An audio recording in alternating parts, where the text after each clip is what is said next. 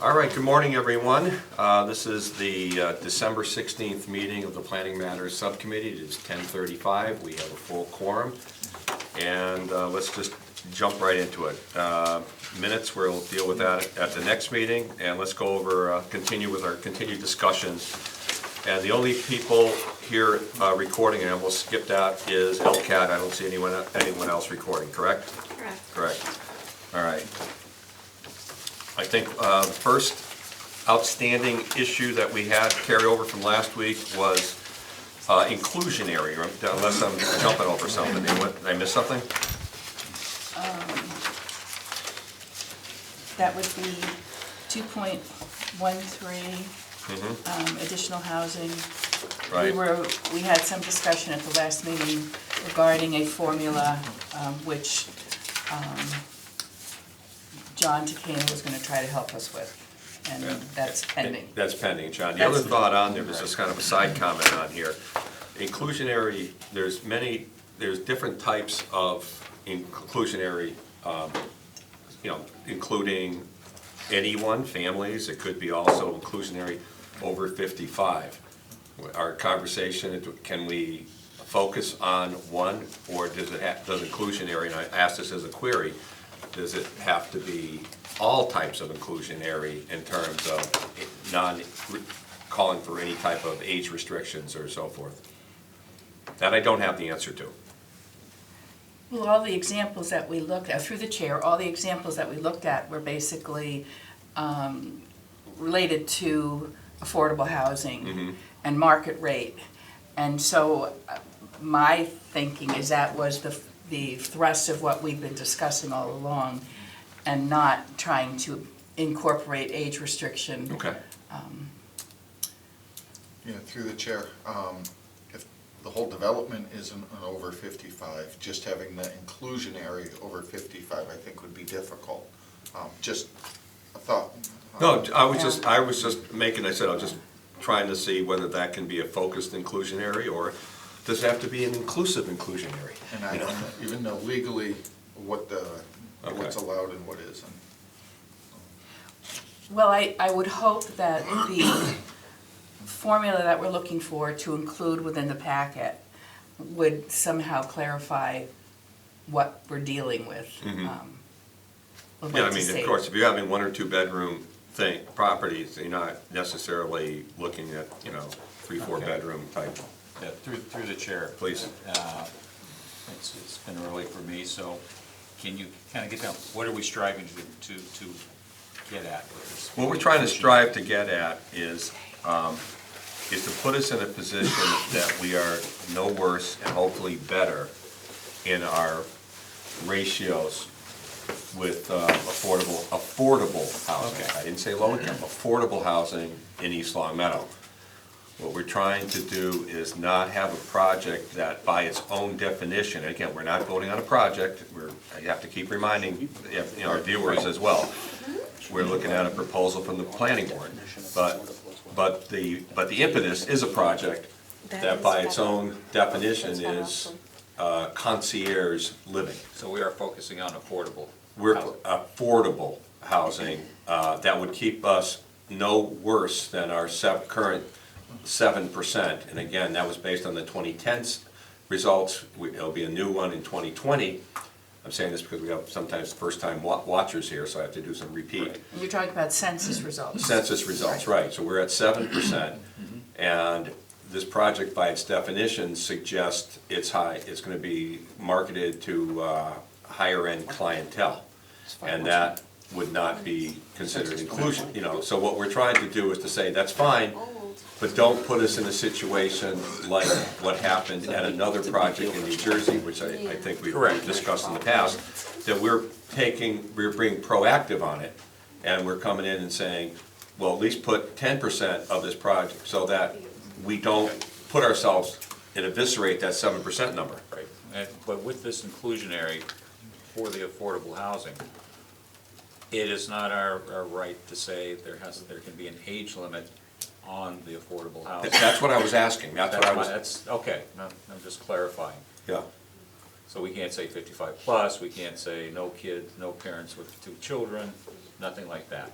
That has not been discussed, I that's don't, I not don't know been. legally if we I- can. that- Well, that's the question is maybe, is part of the, when Do we we. even want to? Well, I guess here's, that's the here's, question. here's the thing is, and this is is the cart before the horse. Once we have ready to go to the council. Yep. Prior to that, do we want to have a review by Buckley Richardson, our town attorney firm, just to make sure that there isn't any, and part of that review is to raise that question of whether we can request or require a specific type of affordable, inclusionary housing or not, or whether that's outside of our scope or purview. That sounds like a tough one. Through the chair, our discussions have always been focused on affordable as opposed to low income. Correct. And the affordable piece is based on the median income for the town of East Long Meadow, and affordable, and that median would be 60% of, If I may, it's 80. 80%? Yeah, it's 80%. That's even better. Yeah. Where did, It's 80, it is 80. okay, all right, thank It's you. okay, I just wanted to make No, sure. no, I appreciate I was checking Amherst. and it's 80%, so Yeah. that puts that offering in a different category. And I Right. think it's important that the community know that. I mean, we have folks in town that will not be able, that would like to stay in town, that will not be able to afford the perceived luxury component. They can't afford over the line in Enfield, Connecticut. And so hopefully there's an opportunity for some of our residents. Okay, That's all. all right. So that. Okay with help that? you a No, little? yes, I Yeah, just wanted to okay. clarify. Okay. All right, so then I'll reel back to my previous question that came as part of SIT. Do we want the final draft before we send it back to the council reviewed by the town attorney's firm? Or do we want that done after we go through the public hearing? My thinking is, let's in case there's any tweaks or something that they can see, have it done preemptively. And they would be looking strictly for legal issues. Right. Right, they'd be looking to make sure, the questions, that the Captain Obvious question would be making sure we're not creating a spot zoning scenario, And that's one thing, and also making sure that everything else is fine as well. Historically, back to my planning board and select board days, articles of zoning change before they went to town meeting, went to town council. So, the council is now town meeting, so Right. I think that's That's where I was going with absolutely that, but I just wanted to make sure that we're all on the same page on that. Right. Okay. Understood. So,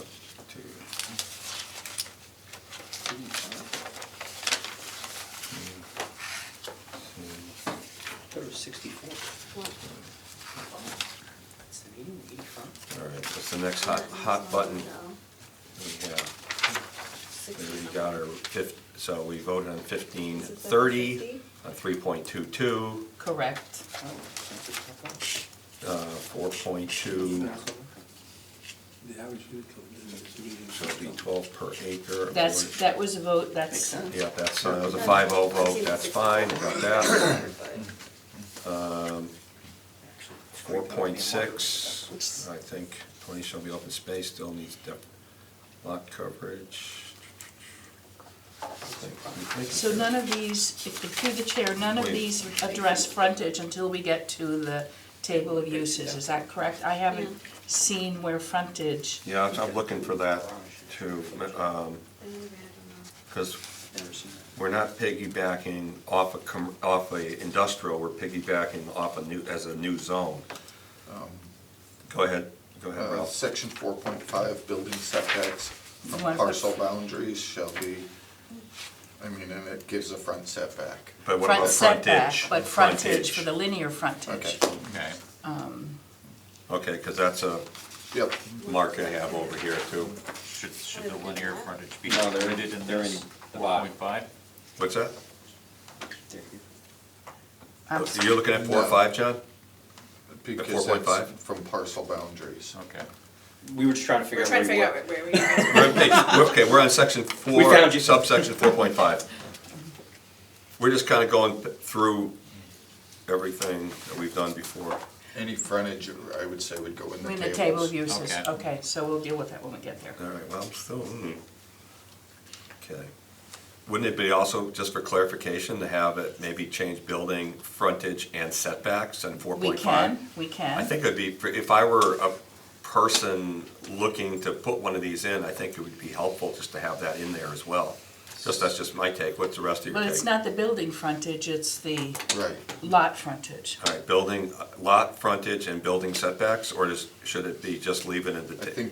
I think this section is set up for your buildings. And leave from it your the way it parcel is, boundaries, okay. leave it the way it is. The other table is set up for your frontages. Okay. Right, right.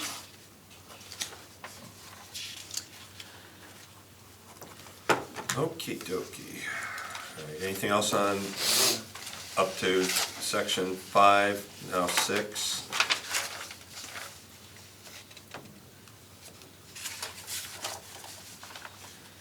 Another We hot, will- okay, I'm over in 6E.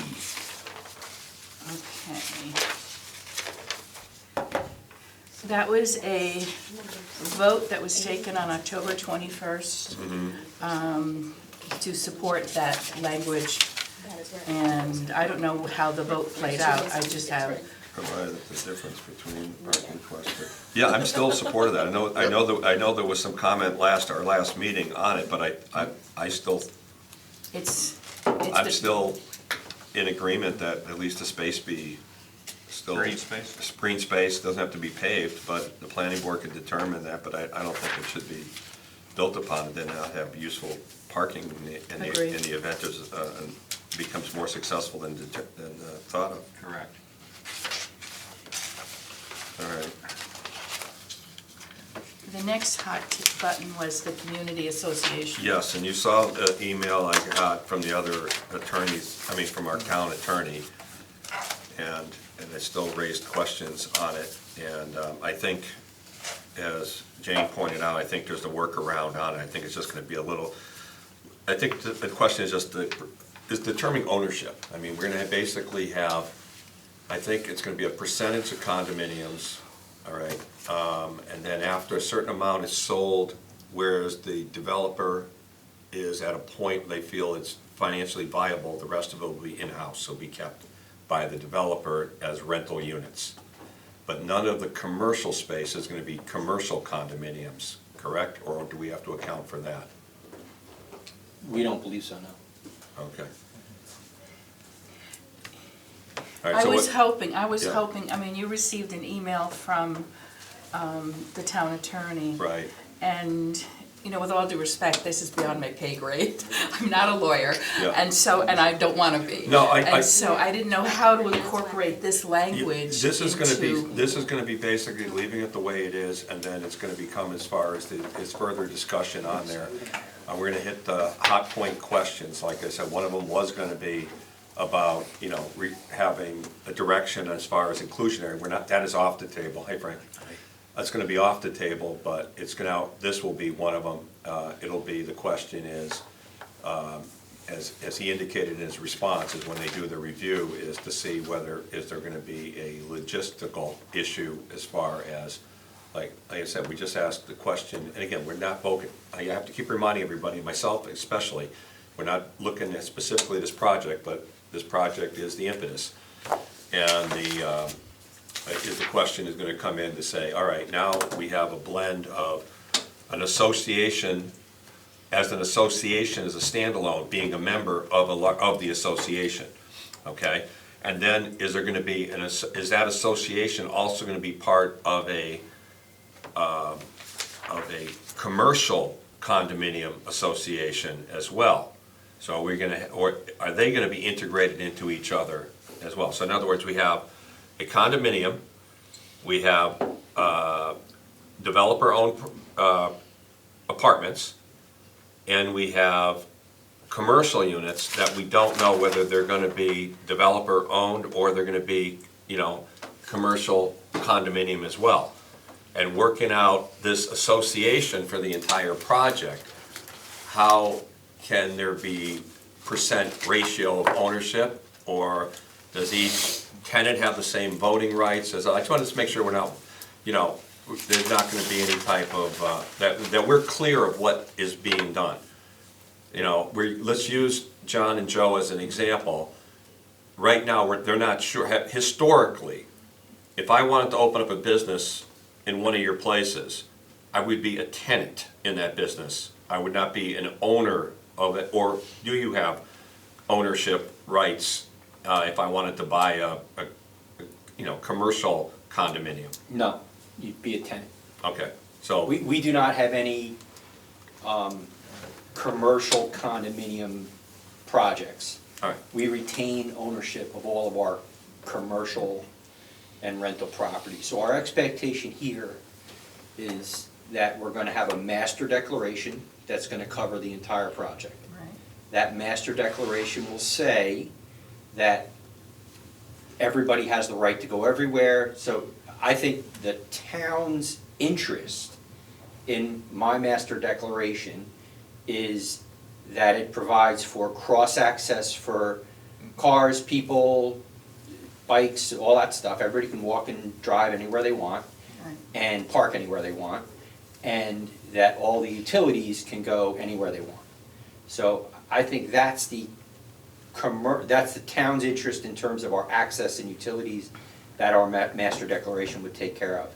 The second piece of our master declaration that I think the town would have an interest in is understanding that the association is gonna be responsible for maintenance of all of these elements. So they're gonna plow the snow, they're gonna take care of the roads, the sidewalks, the landscaping, the storm sewer, the water, the sanitary sewer, that all of that is gonna be taken care of by the master association. That is the interest of the town, to say, okay, that's what we're doing. How the master association decides to implement the shares of who pays what, you'll see it because it's in the master declaration, but I'm not sure the town has an interest in that. well, the reason I kind of feel there is some degree of interest in me is, historically, back in the day, we had these associations for subdivisions. And the reality is, they've really not been particularly effective on there. And I just want to make sure that we have, that it's a viable association, the town, which has an interest to make sure that we don't have an issue, that it's workable, and you probably have some of these in other, this isn't your first rodeo with this No. type of blend. Not at all. All right, so you have a sample of what one of these association agreements to say New Jersey is, Right. with part condominium, part this, and how an owner of Part commercial. part commercial, how they determine percentage of how much they're gonna pay in case there is an assessment or something. Right. Okay. And it's a negotiation. So, for example, we keep referring to Morris Plains. For better or worse, Morris Plains is in construction now. So I'm literally negotiating with the townhouse owner association on what is their percentage commitment to the master going to be. And historically, we've done acreage. So the property's 50 acres, if they're 10 acres, they're 20%. And because that works well for drainage and things like that. They're saying, well, because one of the main things we're doing is a road, we would like to do trips. Well, why do they want to do trips? Because if they do acreage, they're 30%. If they do trips, they're only 15%. So it's a negotiation. And we'll figure it out, because that's what we're gonna do. But it's not like you said, it's not our first rodeo. So, and Cherry Hill, for example, is acreage. And Cherry Hill's been in existence for 15 years. So operating, for 15 years and continuing to be implemented over the 15 years. So, and still going. Through the chair, based on what John just explained, the first paragraph addresses, regarding a community association, it talks about the association and its responsibilities, water and sewer, common open space, thoroughfares, which are your streets. It also discusses through special permit, other issues, continuing maintenance of such common utilities, land and facilities. It covers just everything that he mentioned as far as what the town would be interested in. Correct. I don't know how much more we can kick this around. We have an email from our town attorney who references certain things that are important to him as an attorney, but are they important to the town? And so, I don't know where you want to go with this. I think we'll leave that into the town attorney review for comment, and I'll just and I think that's probably the best way. I mean, it hits the bullet points right here, but at the end of the day, an association where the town says, this isn't happening, let's say hypothetically, just to do a worst-case situation, and I'll use the Morris Plains again, that they reach an impasse and regarding the road trips versus just again, we're using that as an example, versus acreage. At the end of the day, the town, if there's if matters are not taken care of because they're at an impasse, the town does have an interest in this, don't you agree? If it isn't, so we need to make sure there's a mechanism where the town can say, I see you guys are bickering over this stuff, but we need something to get done. We're not bickering. No, I'm not talking about us. You're I'm talking about the association bickering with I the see what- developer, okay, not okay, us. okay. We're fine, we're all The association working for the doesn't same have, cause. the association doesn't bicker. The association has a declarant, and the declarant is responsible. So there's no bickering, it's just did an association member pay? And that's a lien right of the association. Right. So it's actually a very short bicker session, Mhm. because they get the bill next quarter and they get the bill. It's, you know. Okay. Now, So- before we move on, Yeah. just one other thing, in Attorney Maynard's email, he comments on each unit owner is required in this proposal to be a member of the community association. The term unit is undefined. Right, And that was my question. our too. bylaw has a definition of unit in residential property, a building designed for occupancy by one family. I don't know if we need anything more than that. Well, John just indicated that in the Morris Plains example, they're negotiating not with the unit owners per se, but they're an association of unit owners. Correct. So that's but- that's kind of where I was having an issue, is the fact that the association has a block of owners, Right. okay, forming Of their units, association, a and- block of units, yes, But, what I'm dealing with is just the definition of unit. understood. And the individual, and understand, there are no quote-unquote individual unit owners yet in Morris Plains, and there won't be. The declaration is made day one. So literally, we're gonna make our declaration before we sign our maps, before we do everything. So it'll be, we're one lot, we're gonna make a declaration against that lot. And everybody will be subject to it. And a unit owner coming in will decide, I either want to buy that unit with these conditions on it, because that's the declaration, or I wanna go live somewhere else. It's, there's not, again, there's, beyond the 15 versus 30% right now, there's no negotiation Okay. per se. That's probably where I was slightly confused. I know here that an association is formed, but a certain percentage are sold. And you're saying is that before they even buy it, they're going to be, the declaration's out there. I think, and Jane can correct me if I'm wrong, is that the association in the onset would be yourself. Right. You guys are negotiating with your own self. Correct. Because you're the association until it's sold. So you're going, here's what I want. No, this is what I want, is over there. Okay. Yeah, We'll- we're we'll- the declarant. we'll We're- sort- We're we'll the sor- declarant. We're gonna So- say, this is the way it is. Okay. So through the chair, Please. just so that I understand this, when the site plan comes in front of the planning board, the community association agreement and all is pretty much all set, all done. So. Correct. Okay. I just wanted to make sure, because it sounded like there was some bargaining or something happening afterwards. And the way this is written is, when the site plan's done, that's part of the site plan, is to have that agreement in place. The only, yeah, exactly. The site plan condition is, give me a declaration. Okay. The town says, submission of a declaration for review and approval of the township attorney is a condition of the approval. Yep. Done. And again, the township attorney's gonna review it for that all the cross easements are there, for water, sewer, access, and that the association is in place to maintain it. That's it. I just wanted to make sure that when our site plan goes in, if that's part of it, that it's done and they don't have to make it contingent upon them getting us this or that, that No. once the site plan's approved, that's part of it, everything's done, thank you very much. And again, we're Good only. luck building. Yeah, we're only negotiating with the folks because we do 20 projects with them. So, you know, if it was a normal thing, we'd be declarant and say this is the way it is.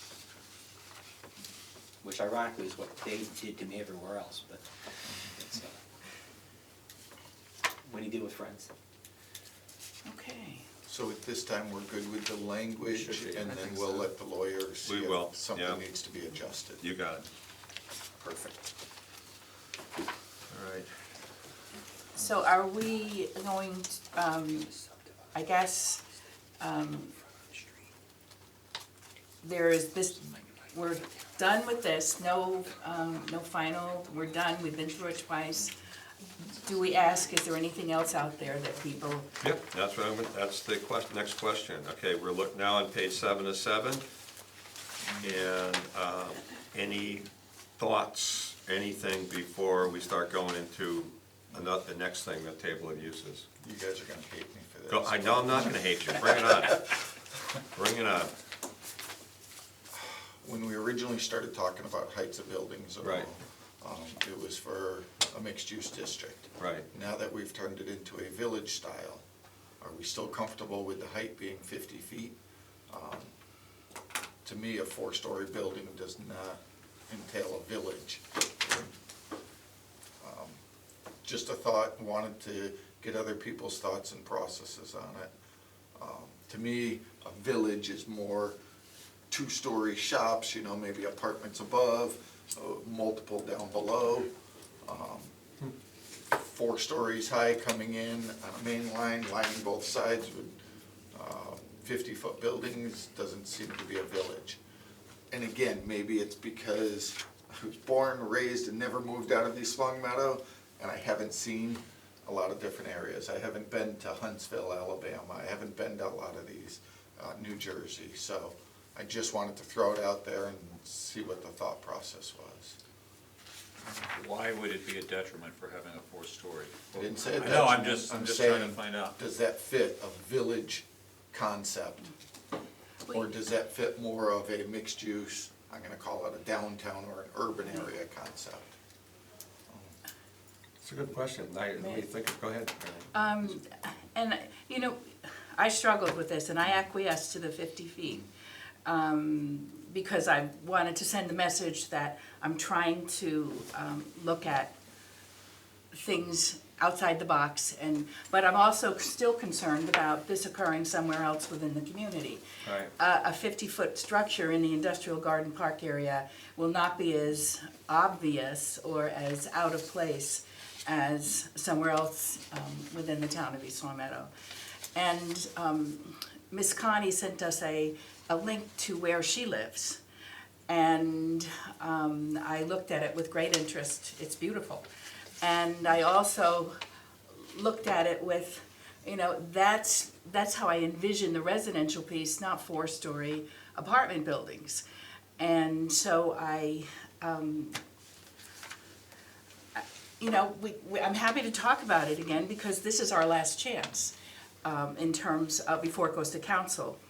And I know there will be a certain aspect of the 4-story structures that will be opposed at any public meeting based on some things I'm hearing already. And there's always somebody that's not gonna be happy with something. So if you do, for the sake of discussion, because that's what we're doing, if, for the sake of discussion, the number dropped as far as height, then the density ratios would have to change too, in order to put the same number of units in, correct?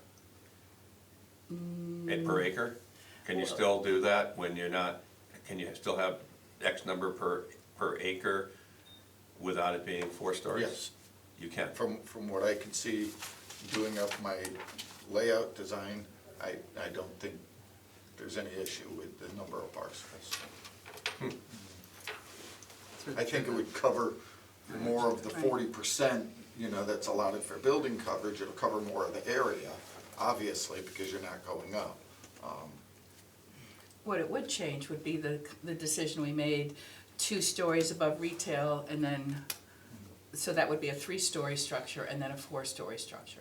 And I go back to the way the planning board dealt with Bluebird Acres, which the topography lent itself to Right. what we have in that area, so it's not overly obtrusive as to the height. And that was 35 feet maximum, up to 45 feet under special permit, depending on. But you're not really seeing it from the street No, because of no, the swale, because it goes down. because that particular piece lent itself to going to 45 feet.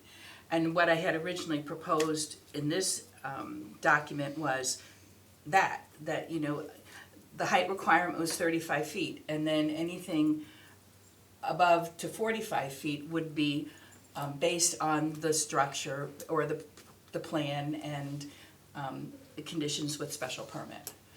So, well, I told Connor he was next. Oh, I'm Okay. sorry. No, you're fine. Go ahead. Through the chair, I think. Please. I still am in favor of the 50 feet. I think even though it may still technically be possible with the prior decisions we made them all under the premise that we decided on 50 feet to begin with.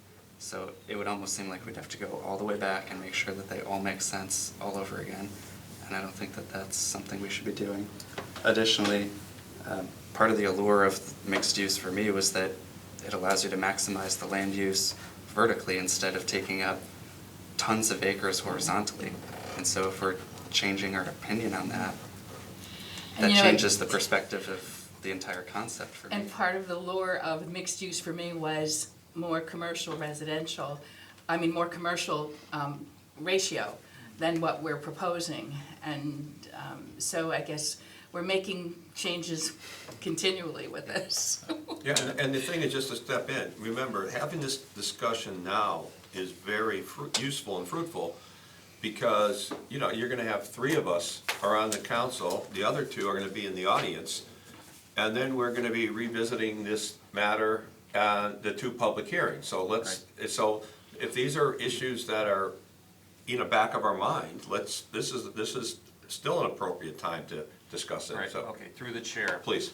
With this, once we come up with this final draft and send this to the Right. council, the council will have the public hearings, public input, hopefully public input. Hopefully. With that, the council at that time still has the right to make some changes to this. Absolutely. So my thought is, why don't we keep it like it is? And the council has the prerogative with the public input to say, the town doesn't want this, we will lower the height. This way, it just keeps the options open. It's not putting any handcuffs on anybody. The challenging part about that is the message we're giving to the council is, this is the final draft recommended by the subcommittee. Right, and that's the problem. Otherwise, we're gonna be no different than saying, this is the final draft, we have division amongst the subcommittee, and we just basically felt, here, let's take public input on it and decide. We already, I think we should try our best to hash out what we have and see if we can get a consensus on this, because this has been a moving target all along. I mean, we come in as it being a mixed use with certain percentages we had from the onset, and now we moved it to the village because we have to be aware that this zone could be, in theory, a request from, Elmcrest is, who knows where Elmcrest is gonna be in a few years? Do we want, if we say 50 foot is over there, is that gonna be as appropriate as being across from American Salt? And others, where they already, the landscape of the property with the current packaged machinery already has buildings of that height. But being put in, say, making this up again, Fenway Golf, having, driving down on Allen Street and then looking left and having 50-foot buildings. Because, I have to kind of keep reeling back, I'm a broken record, forgive me, but even, this isn't a single project proposal. The 50 feet is gonna be available for people coming in on projects not named package machinery. So, Ralph? through the chair, two different thoughts. One, the reason I brought it up was just to get people to say, hey, I was thinking, more of Little Village style, or no, the reason we went with 50 is I like the brick building. I think our concern comes in with creating the bylaws, where in town it's gonna go. This may be appropriate, like you said, in the industrial garden park area. I know we've named it mixed-use village. Maybe you do something like the mixed-use village industrial garden park overlay district or something. Where the other ones are residential. And maybe that way there, if it goes to a residential area, then it'll be different criteria. I don't know, I'm just throwing thoughts out there to try and get. We just have to make sure it's not a spot zoning bylaw, because the more we make it so Limited to one. specific to this site, the more likely it's gonna be a spot zoning. Yes, Jane, So thought, you're for next. putting it in the, where are we? Where's this section? 50 feet, okay, 4.4.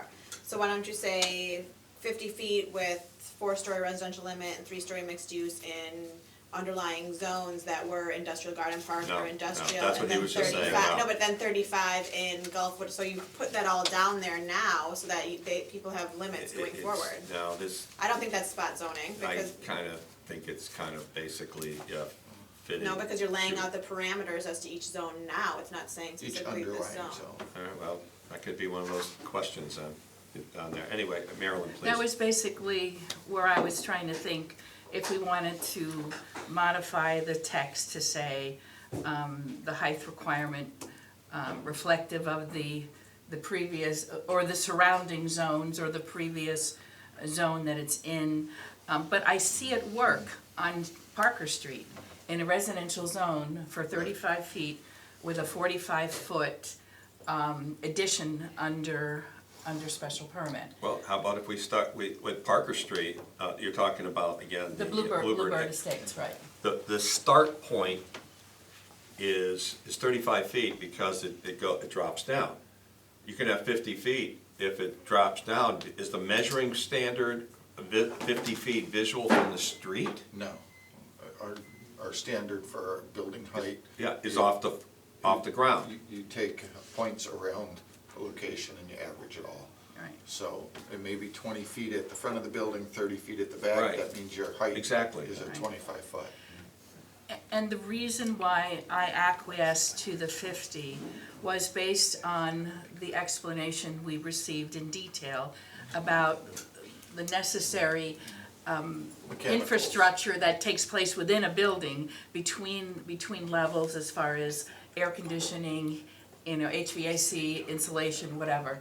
And the fact that the 50-foot in my mind would be an architectural building towards the back of the structure rather than on the streetscape. But there's nothing. There's because it's nothing 50 controlling foot that, building. except design So- review and the will of the planning board with special permit. Through the chair. Please. I think additionally, there's already, given that we changed the minimum parcel size from 20 to 40 acres, there's already a limited number of places that this could conceivably We got 4 go on the to. market right now, 40 acres. Maybe so, but it's not like we're talking 20 places in town that we're gonna put 50-foot buildings in either. But I've seen this through the chair, in residential areas. Oh, that neighborhood's already fully packed, and all of a sudden, they'll take out St. Joseph's Church and put in 8 Right, houses. right. So what you're looking at is what exists right now. What a developer looks at is the land. And they may be willing to buy up 3 houses in order to do a $100 million development. Yeah, pretty much how CVS came in and so forth. They took out, the Multiple businesses. multiple businesses and so forth, yeah. As well. How would the planning board have control over the height of the building, if we could say up to 50 feet? What procedures can be used for if it's a specific area. Well, that is what the bylaw says, up to 50 feet. I mean, it's a Right. 50-foot Right. maximum. You could, I mean, So if you a could put developer comes in and 20-foot wants to put building in something there. less, they can, Right. right. He's saying, can the planning board say no, Require. require 35, right, that's what I think he's saying. That's hard when the bylaw says you can do 50. We've been sued so many times for stuff. We're used to it. Oh, come on. I just wanted to remind the committee that currently, Joe, and again, you can correct me if I'm wrong, but the height there now of your structure is 50 feet, on at least on my developer's lot, right? Like, that is. It actually exceeds 50 feet. So, I mean, if you're looking at, you know, again, I think you have to go with, again, someone said it, like the surrounding area or the aesthetic of the surrounding, Right, where it's gonna be right. located, right? I think, and that's gonna be subjective. But we're not zoning you, we are No, I zoning know, the that's town. what I'm saying, you Right, have to so do we something need more of a to- subjective right, right. standard in Right. the bylaw, not just a hard and fast, this is what it is, maybe more of a fluid, subjective standard. Right. That's a challenge, because, you know, a project like the one that's, you guys are proposing, with 25-foot frontage and buffers and so forth, you know, how it plays in, you know, there, in this site on Chestnut, it may not quite fit in when it's in the heart of a residential district such as, you know, Allen Street. You know, all of a sudden, you know, you have a bunch of single-family homes, and then 25 feet in with little, you have 50-foot buildings and so forth. And remember too, just as again a further reminder, this doesn't automatically give any petitioner the right to get this zone. So if a golf course says, I want to have this, it's not a matter of right to come in and say, we as a council are going to automatically give you the right to the zone just simply because the zone exists. John Torsha from the planning board, Yeah. what's your comment? So, through the chair, but I feel I'm in the mindset of, I think in general speaking, not even just to this point, what your final draft should be a reflection of what you guys kind of consensusly Agreed. believe. Because if I'm hypothetically on the town council, I'm looking at it, I look at the recommendations, and there might be specific points that come up. You probably won't have that much time to kind of go into it as much in detail as you guys have been able to on this board, because there's just a lot of other business that's also happening in the community. You know, I struggled with this 50-foot kind of issue because we talked about it a little bit at the planning board level. You know, I liked Ralph's point, you know, you kind of never know what's going to happen. A developer could walk in and kind of do whatever they want. That's kind of what I've learned in my short period of time serving on the planning board thus far. But the other thing I consider is I look at there's not too many spaces where this could probably conceivably happen. And some of the areas I think of the industrial park, that probably wouldn't be necessarily a bad area. I look at other areas of town that might be pretty heavily wooded or kind of more sparsely populated, more towards, you know, northern side of East Long Meadow is more kind of densely populated, but kind of out towards the Summers Road area, there's not as many people particularly, so people wouldn't be kind of walking into this looking at a 50-foot building necessarily. You know, it's something to deliberate. I think it should be kind of the opinion of the majority of the board here. So if the majority feels a sentiment, we should go one way or the other. At least my thought. But it's definitely an interesting issue. Don, Please. you know, a couple times through this process, we've made the comment, well, we'll leave it this way and leave it up to the council. And it brings me back to the process. And we never left it up to town meeting. When when a bylaw went before the community, that was what was being proposed. And yes, there was room for amendments on the floor, or rejection and go back to the table. And I don't want to set us up for rejection, go back to the table, because we're not sure about the ratio, we're not sure about the heights of the building. You know, I'm looking at it differently.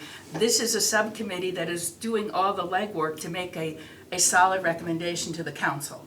And Absolutely. whatever that is, we should be behind it. So, Yeah, I mean, one second, Joe. Yeah, if we're coming back to the council with a, without, again, Marilyn makes a great point. The council is the current town meeting.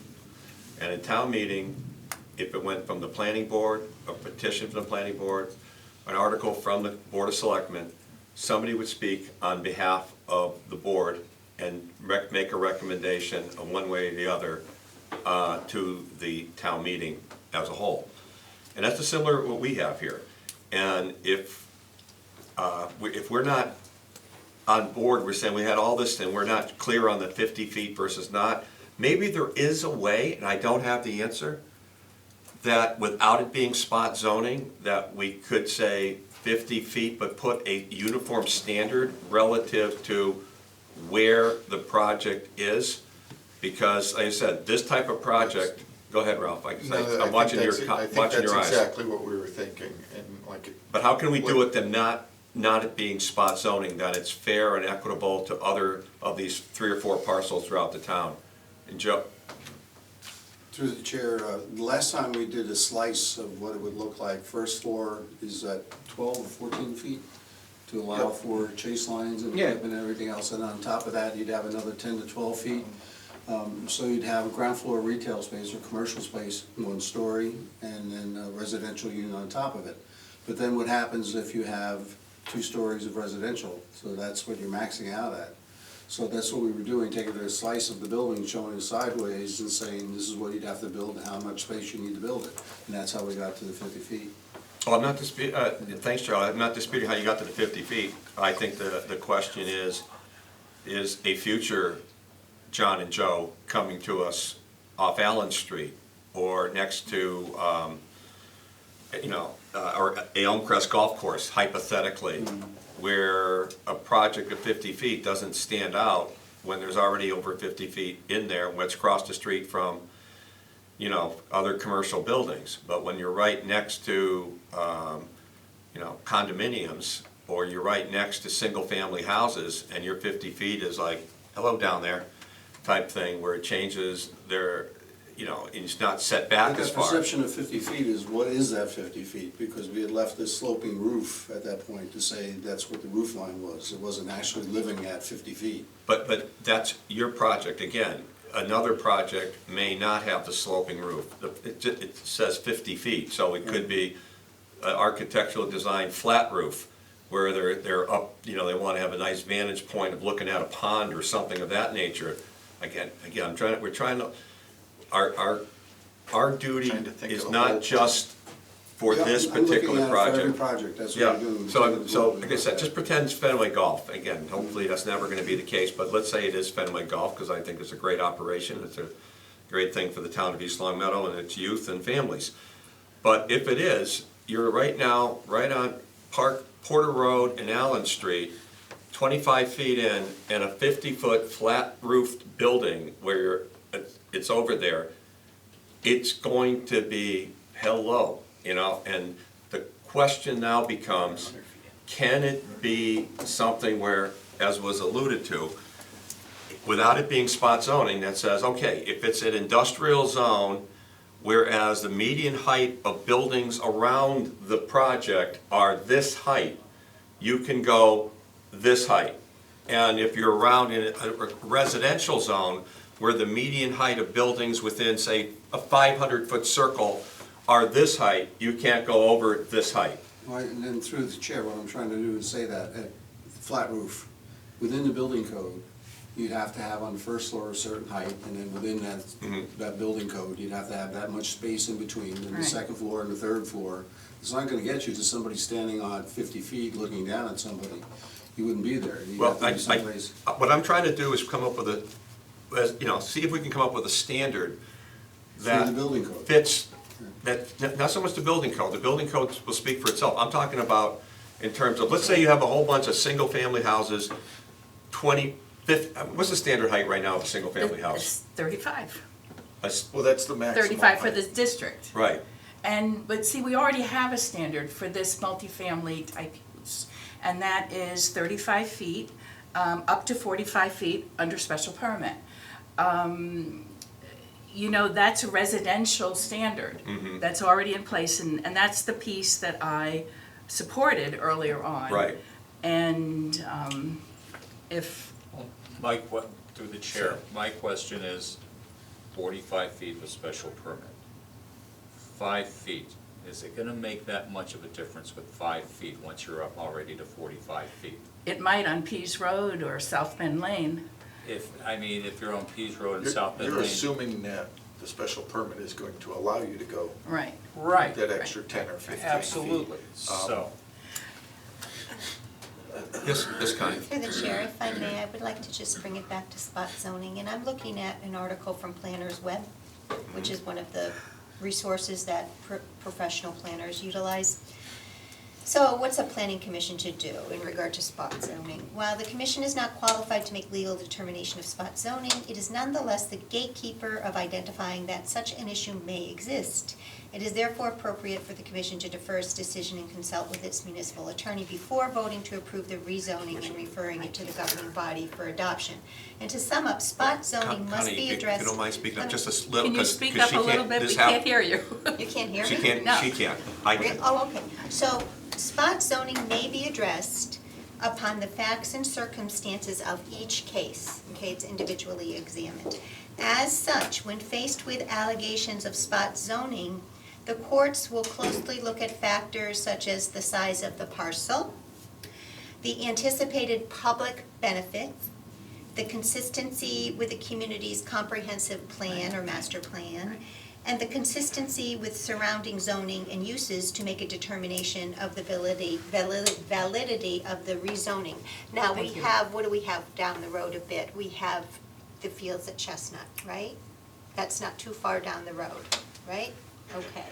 So looking at that, the court may say, oh, you've got some multiplexes going, or duplexes, or condexes going on just a short distance away. You also have a public benefit. You're looking at our need for affordable housing. Okay, so that's another criteria that would be looked at by the court. And the size of the parcel, that's a vast expanse of land. So you're talking about something and you're spending a great deal of time devoting analysis to a situation that, you know, just knowing what the courts are going to look at in regard to spot zoning, probably you're not spot zoning. Okay, probably. Yeah. I'm not an attorney, but I might defer to Attorney Fitzgerald. And I, Frank, you know, after I'm not Marilyn, so, then I'm Frank. not so concerned about the issue of spot zoning. I mean, when our legal, you know, if that were an issue with when our attorney reviews the project or the document, so be it. That, I don't know that that's strongly an issue. We're discussing height right now. But that's part of it. You're talking about the height. So you would be saying, well, I'm going to allow it in this district, but I don't want to allow it anywhere else. Oh, I didn't say that. So, but I'm Oh, okay, paraphrasing. okay. Okay, I am paraphrasing, okay? We might want to rethink having 50 feet in another area of town, but we like the idea here, so therefore are we in danger of creating a zoning that is considered spot zoning? So, I think it can be having heights in harmony with the neighborhood. And that's what I think, and the question is how far? In other words, if you have a bunch of single-family homes that existing that are 25 feet high, I don't know what a single-family home height is. All right, say 25 feet high, then 50 foot would be a bit not consistent or not in keeping with the neighborhood. It doesn't mean it has to be 25 feet, it can be higher, keep it consistent with zoning, but the 50 foot would be determined by the planning board, determined by using a objective standard of existing heights of buildings within that, say, 300 feet of the property, or 500 feet, whatever, to keep it in parity with the neighborhood. Whereas what happened with Bluebird Estates, well, that fit in because of the way it dips in. You're not driving on Parker Street and looking like this. You're looking eye level. So that is an example of something working in harmony with the neighborhood. So I think trying to come up with a standard of what's in harmony with the neighborhood would allow for, hypothetically, a project like this you know, at the packaged machinery being 50 feet, whereas that might be a bit over the top if you were putting it in. Let me just get, Frank, I acknowledged him Okay. first, and Sid, you're on the on-deck circle. Frank, you have a comment? Well, you just made it. All right. That basically, I think that, you know, from our perspective, and I know we're not dealing with this particular site, we want the bylaw to be bulletproof. We don't want it to be someone bringing an appeal based upon spot zoning and Right. have to go to court and go Right. after it. But I think that, you know, from the point of view of the economics of building a project like this, we have to be mindful of the fact that we need some height.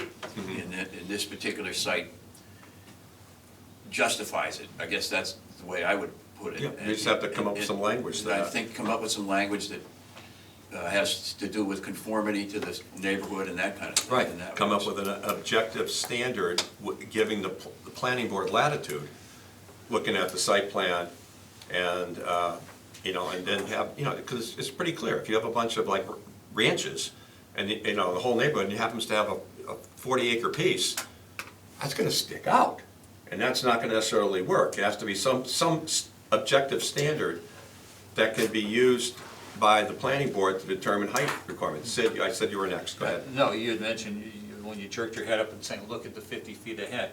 My feeling is we're not gonna have 50 feet right on the main highway. Any forced 50-foot building is gonna have a certain setback off, we mentioned towards the back. Right, that's That's- what we were Yeah. led to believe. Right? Yeah, is there a way we Is can that what put the this set? says? That's not what this says. Yeah. No. This says 50 feet. Well, That's the the- height of the building. The original, If it's got, I got it. if it's got commercial space in it, then it can only be 3 stories. If it's all residential, it can be 4. But the building, no matter what, can be 50 feet. Doesn't have to be, but it can be. Parcel setback. Wouldn't it be 100 feet? If not, should something be Yeah. done? It's 100 feet. 100 feet back. I do think if we can put our minds to it, and even if, is to come up with some type of thought of how we can have this as applicable to the neighborhood, would work out a lot better, and I think it would make more sense as opposed to having it 50 feet anywhere in East Long Meadow where it may not fit. I mean, like I said, on this project, perhaps it's 50 feet is sufficient because of the neighborhood, but maybe not on Pease Road. We had some information that, in the previous proposal, and I'm trying to find it, where 400 feet back from the front of the property was, you know, the 50-foot height. And, No. correct? No, it was 60. 60 at 400 feet. It was 3 stories in the first 400, and it was true. 4 stories beyond that. But what I had talked about myself earlier on was, you know, something also with 400 feat back rather than on the front of the property. So maybe we can come up with something that will reflect that. I think that's a great idea, and I think we'll have to do that, come up with something as a collective that'll work. Do you have any comments, Connor, or thoughts on that, of creating a standard determined by height based on the neighborhood? I'm not quite sure what the value is. I mean, given that we've already have plenty of buildings throughout town that are already close to, if not exceeding this height. I mean, I understand there's the perception that we don't want huge buildings just being plopped in residential areas, but I also don't want to preclude the projects that we know about from moving forward for some hypothetical that may never come to fruition 20 years from now. See, this would be the issue of the spot zoning, because if we're working on this to get a project to move forward, that in and of itself suggests spot zoning. See, spot zoning, as we know, is creating a zone to benefit one proposal. And so what our mandate or our cause here is to make sure that we don't do that, that it may benefit the one proposal, that's the impetus behind it, but at the end, that it also is something that can be applied to other parts of East Long Meadow and not be detrimental. So creating a standard, not to necessarily squash your proposal, but at the same time, not to create something that's gonna come back and say, yeah, well, you know, that's what your standard is, the planning board can go up to 50 feet, and we have just a bunch of, you know, single ranches, and all of a sudden you got driving, you're like, whoa, is that good planning? Is that good, you know, is that the type, that's what we're trying to do. So it's not, again, you know, it's not to squash a proposal, but it's to make the proposal and other potential proposals work. No, I understand the concept of spot zoning, No, I but know. I'm not so sure that we wouldn't be doing the same thing if we try to come up with essentially exceptions to make it happen here, but then it's gonna be at the detriment of any future proposal anywhere else in town. I found what I was referencing to, and John was correct. His numbers were correct for the previous proposal. When we were discussing height earlier on, I had suggested that perhaps we go forward with the residential height requirement of 35 to 45 feet with the 45-foot height, 400 feet from the property line. Now, we can perhaps use similar language with maybe different numbers to get a better picture of what we anticipate might be a project in our future, but also in other areas, you know, within our town. A 50-foot requirement in the residential zone, I feel is excessive. Do we want to reference the height of the underlying zone where the district is created as the maximum height? That is not a bad idea. Now, does that change this into an overlay district then, or no? No, just, Because it only references what Right, used right. to be there. All right, so put height requirements based on what the previous zone was? the underlying surrounding zones, what the maximum height requirement is. That would mean, that would limit a 35-foot height. And I'm not sure we want to do that either, in terms of this type of use in the residential, you know, in what is currently residential zoned area now. Yes, that is. Hey, but I think you're onto something there. Sid, your thoughts? I saw your eyes move. No, I was just looking at what. You're welcome to say Ms. that. Broaders had sent us before the meeting, had a picture of mixed use in suburbs. No. And it was a huge building, like 6 stories high. Well, listen, no. Yes. So, that's what was catching my eye. When is tall? Oh, that was the email that just came Yeah, in. when is Okay. Yeah, I haven't seen, I know it We came in, haven't but seen I My thought is, when was is here tall already. too tall? When is 50 feet too much? When is 45 feet too much? Well, that's kind of, I think, where All Ralph was the going neighbors with. show up and scream at you. Well, and you know, you look at the industrial garden park now, and look at the heights of the building and throughout the industrial garden park, not just the parcel that is potentially developed. Look around there, and you know, we have 2-story structures. We have 2-story structures. Industrial Garden Park right Right. now. Right. Through the chair, if I may, you have to probably remind the folks that the original use of that building was an airplane hangar, and that's why it was constructed to exceed the height limitations that are currently in place. So, when we're discussing how we want to frame this bylaw, we might want to simply put a word in that says, keeping in context with the neighborhood standards of height. And that would at least give the planning board as well as the developer an indication of where he or she might be going in designing this development. So context in design is an important word, Yeah, phrase to it's just, use. you know, the question then becomes, you know, define neighborhood in terms of, do we want to, you know, measure, say, 300 feet around the property, 500 feet around the Oh my property, and gosh. take a median heights, and so forth. That's the building that Connie just sent us. Yeah. Okay. Right.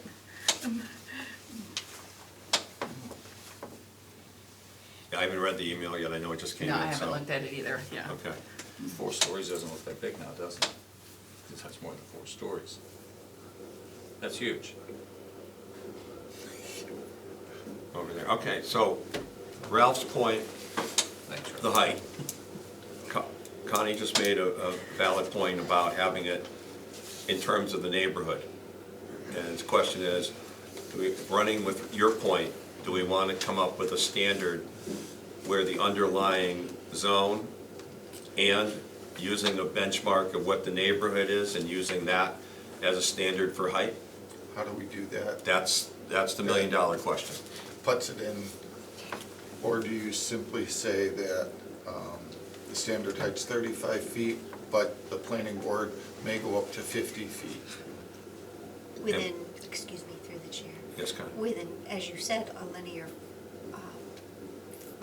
within the radius or linear footage, linear distance between lots. Well, what I'm thinking is, it's under special permit, the project. So if the original height's 35 feet, and because it's under special permit, the planning board has the option to allow it to go to 50 feet. That may, May not exceed 50 feet. Yeah, because it is a special permit. You could have a range. You could have a range. Well, that's what we had talked about, right, a Yeah. range, 35 to 45 feet. Shall we up that range? Well, that was what I had talked about a long time ago, and it all comes back to you. I don't, it's like a It's all your nightmare. fault, Marilyn. It's all- And again, the only thing I was thinking through the chair, and the reason I brought it up was the village style. And when I started looking at your apartments and everything else, it looked more like a village. Right, right. It wasn't 50 feet in height. It was more two-story buildings, more quaint country style, and that's what I think of as a village. But when we say village, we're using that to describe this. It may not look like, any development may not look like a village at all. Right. That's the We learned that with developer's Center Square, prerogative. So, you know. So trying to keep it with, trying to create a harmony not only within the lot, within the surrounding lot. A 50-foot height might work in some spots of town, and 35 feet might work in other parts of town. How do we put that together so that the council's bylaw will give guidance to the special permit of what the will of the council is, as far as, at the end of the day, it's gonna be special permit, it's gonna be up to them, but at least creating some type of parameters that allow them to use a community within a village, within the village, the town standard of some sort. And I think you guys are onto something, talking about, number one, looking at the underlying zone. Right. And number two, as Connie pointed out, is looking at a certain area around where the proposed project is gonna be and creating a sense of blending or harmony within that neighborhood, within the neighborhood, okay? That's, I think that's, that I can get behind, and I think it would work on a case-by-case basis within the zone, and I think for me, as an old planner, I think it's good planning. I mean, I'll defer to you guys. And that way we don't put a set of rules that we're saying, okay, here's an aircraft carrier, and we're gonna create a bylaw, airplane hangar, and use that as the standard of what was, and then it comes back and it won't apply to something else. So I think from a planning point of view, I think there has to be some discretion by the planning board, but at the same time, I think it's up to us to try to create the sense of guidance in terms of a threshold standard that should be in the bylaw as. through the chair, Marilyn, you mentioned it's coming back to what you were originally mentioning. Should we look at that special permit, 35 to say 50 feet? I would like to volunteer to try to put together some language for the next meeting for discussion, Okay. if you're willing. That would show fairness to any developer coming in and to the residents in the community. Absolutely. And I mean, we look at what we have in our town right now, and even with our housing authority, even with Brownstone Gardens, we do not have any 4-story structures anywhere. And I think that this is this is an important piece that No, it is. we need to revisit, and I appreciate you bringing it back. Thanks, Ralph. Onto the table of use. All right, on to So, the table next- use, okay. Okay. Took it again for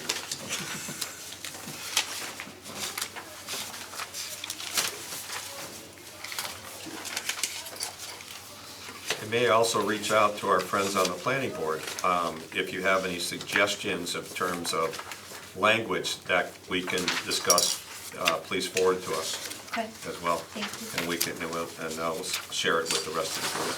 I'm sure I can find something. All right, Thank table you. of uses. I got multiple. Yeah, multiple, I know, we have so many copies of too many things. Kill them trees, okay. All right, clear this up. All right.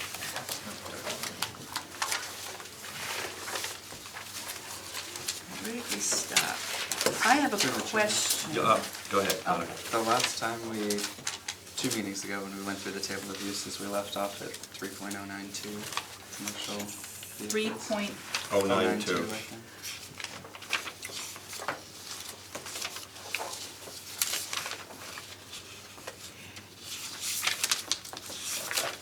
And I have a question about 3.091. I have not made any permanent changes in the document up to that point. And there was discussion about private Garage. garages. And and my notes don't make any sense. I have down here, private garage, add to mixed-use village, does not apply. And I don't, it says yes under mixed-use village, but the private garage limits 5 vehicles. So, I can't remember, and my notes aren't clear, what we ended up with respect to private garage, because the description says it's limited to five vehicles, and that's, oh, okay, I'm sorry, it says conditions in this section shall not apply to any business, commercial, or industrial use in the commercial business, mixed-use village, or industrial garden park. I answered my own question. So, So we're adding the mixed use into that. it's already, it's been added in the most recent, because I In the have most it added recent, here, okay. right. So I answered my own question. I was looking at an old document and I wasn't sure. So we are set.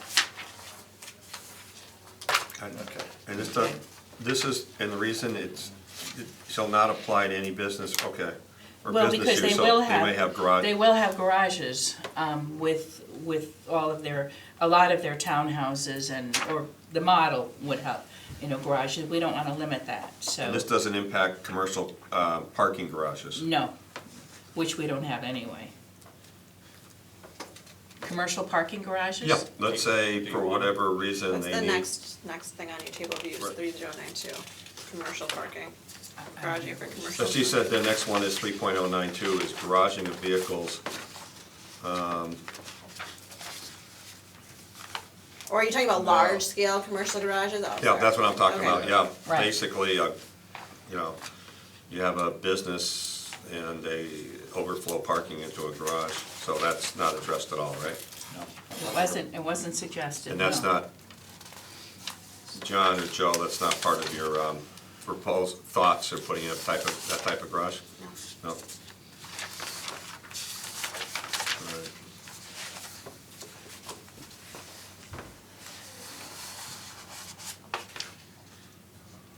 Were you at 3.092 then? Yeah.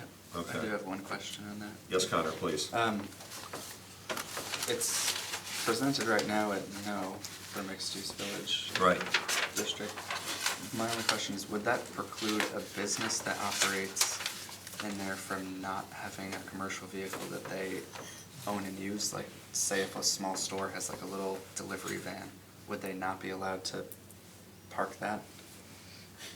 Read There? the information.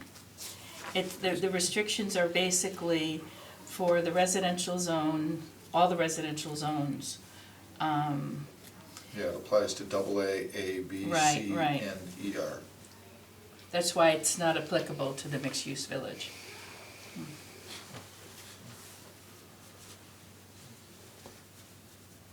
So because there's no applicable conditions under the standards and conditions, it would therefore be allowed? Is that the They- interpretation? Theoretically, they could have a commercial vehicle with a commercial use, of course. I would think so, yeah. But this is all, this particular parking and garaging of commercial vehicles, this section is based on the residential zones and, you know, the issues that we've been dealing with, one commercial vehicle permitted in every residential lot, but it needs to be screened, you know, that sort of thing. I get what Connor's saying, because your exceptions, you're right, the standards and conditions do exempt out AA, A, B, C, and ER, but the garaging of commercial vehicles, like, just if you take that and look at your chart, then it says no in mixed use, but it's like yes in business, yes in commercial, yes in industrial. So I think you have to put it a yes in mixed use. I do get what Connor's saying there, so because essentially under this, it would say that there is no garaging or parking of commercial vehicles at all in mixed use. Well, this no came from the planning board. No, It I hear didn't you. come from I'm just us, telling you. yeah. I'm just telling So you. I'm not sure, I think maybe that needs to be changed. Yeah, under what you just said, so. And so with a development like this, they have a gated community out back that's all residential. Are we going to allow the commercial vehicle to be parked in the driveway? That's kind of what I was reading. That's that. how I read it. It looks like if Right. somebody works for, say, Columbia Gas and they drive their commercial vehicle home, they'd be allowed to in this particular place, right? I would think so. Yes. But they wouldn't be allowed to unless it's hidden in a standard residential zone. But I would think, through the chair, condo association. yeah, that would be something more that the Okay. development itself I would would want to assume the control, condo not the town. association would want to really control that. It clears us. And I would think their rules are probably going to be a lot more than what ours are, Could be. or maybe not. Maybe more inclusive. I know we don't allow them. All right, so to get back to Connor's question on this, is no, I know it came in the way, is that fine the way it is? Or should that be changed to a Y? If you put a Y, then I believe they're allowed one commercial vehicle, not more than 1 ton rated capacity, per lot. Now, I don't, you know, and that would, to me, that would qualify the residential piece. And I'm, as you've said, through their condominium association, they're probably not gonna allow it. That's how I look at it. I don't think it has anything to do with the commercial piece of the mixed-use development. That's where I was, that's where I don't Exempt. wanna say beg to differ, but I'm still trying to wrap my head around that. Why wouldn't it be, in the commercial piece? So you have a commercial piece, you have, you know, Acme Pizza, and Acme Pizza has Right. a wrapped vehicle that has their name on it, and you have a future building inspector that reads that and says, no, you're not allowed there. You're only allowed if it were a true commercial zone to have your Acme Pizza vehicle there. I don't think that's what the intent is. I know, John or Connie, can you share any light? I don't want to put you on the spot of why this came in as a yes or no? No? Oh. These pieces, this all So- reflect residential district Again, we have a new definition for commercial vehicle. and not. And commercial vehicles are not allowed in the zones as stated unless they're screened. The mixed use, I believe the planning board was thinking along the lines of in the residential areas, you would not allow a commercial vehicle to be not screened, you'd have to screen it. But obviously where you're going to conducting business, or if you're going to do any type of live work, you'd want to be able to use a commercial vehicle because that's your business. Right. So I think the planning board, in my humble opinion, was simply referring to the housing element of the mixed use with the parking situation. It might have to be, there might have to be a note at the bottom that says this is specifically, not allowed by right in the residential areas unless it's screened in the garage. But in the commercial areas or the business areas, it may be allowed. So a note at the bottom, you know. Yeah, I do think we need some clarification on that. But to her Yes, point to the Connor. chair, if the parking though is shared, there's no designated parking of where a resident would park as opposed to commercial business use parking. If it is, Yeah, doesn't have to be that. That's not They something said we they can may do control as a condos town. out back, that's a gated area. but they have drives and many of them will have garages. They'll be treated like a residential unit. And you could also further limit the areas where any type of commercial vehicle could be parked, which would be in the business commercial area. Or in the garage. Right, because all units are not gonna have garages, all right, so if we have live, work, and play, and somebody works for, I don't know, some consulting company and has some, commercial plates and stuff, are they still gonna be allowed to park there? It's not the plates, we're not looking at the plates because that's very difficult to police, it's I- how. no, I made a mistake in that, I meant to say, I said plates, and I take ownership of that. enhancements. The enhancements, yeah. You know, signage on their vehicle. Through All the right. chair, I think just, that would be up to the developer and whoever owns the project Right, as a whole, right. whether they want to get granular as to whether residents can have Mhm. commercial vehicles or not, but I don't think the table of uses should preclude that So- from happening. So you're suggesting remove the N and put a Y? That would be my suggestion. All right, let's discuss that.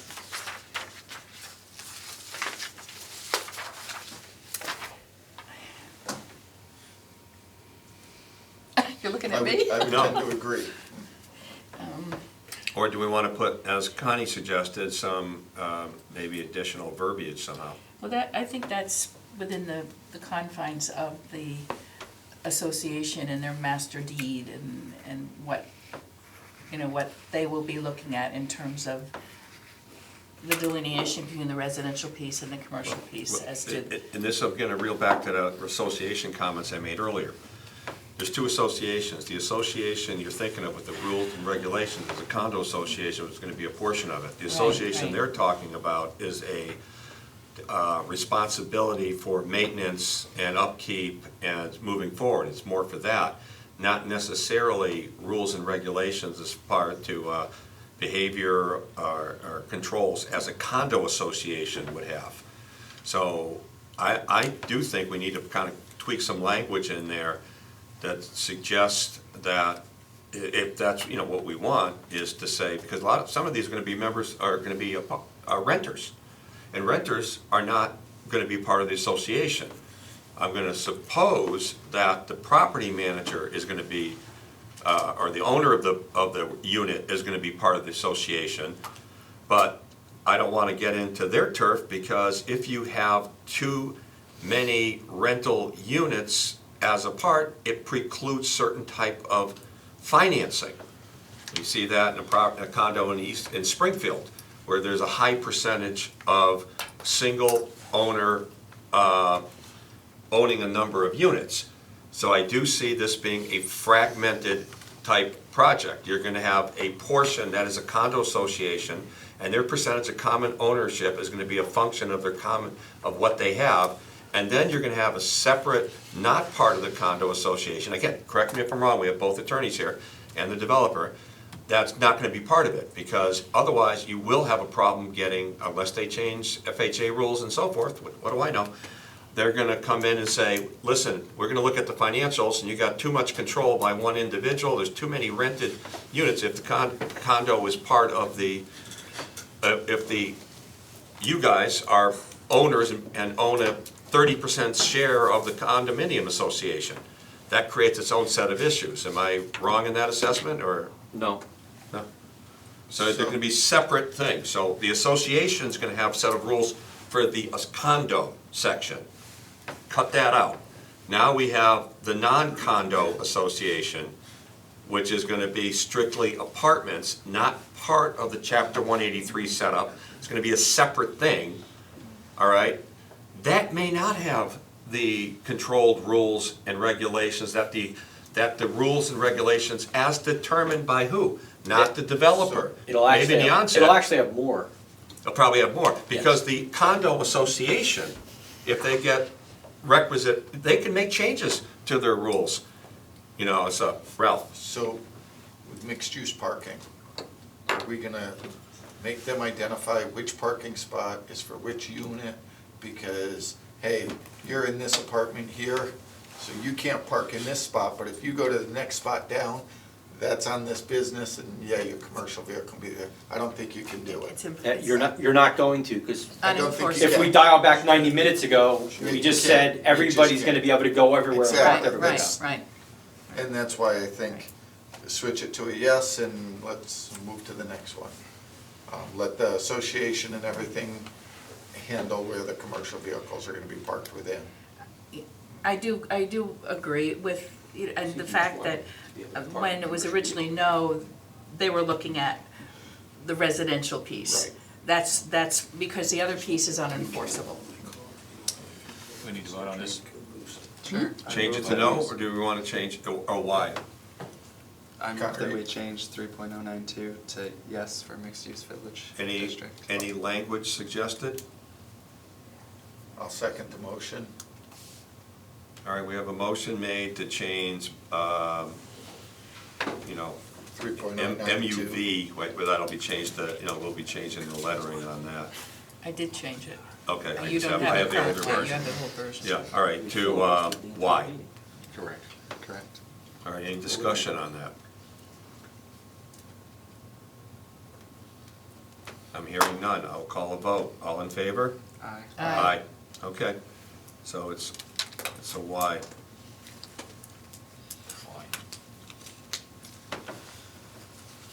All right, next part. Did they put self-storage for somebody? No, not yet, it's just for discussion. Okay. I don't have anything on the next one. We have clubhouse with a partially open, unless you fix that. Yeah, it's think partially it's actually closed. closed. Why- Parenthesis there. Yeah, why is it Oh. closed in I don't here? know. Clubhouse. I think that was I think that's a mistake. Okay, that's the Yeah. mistake, so, all right. So 3.097, we have the clubhouse bolded, but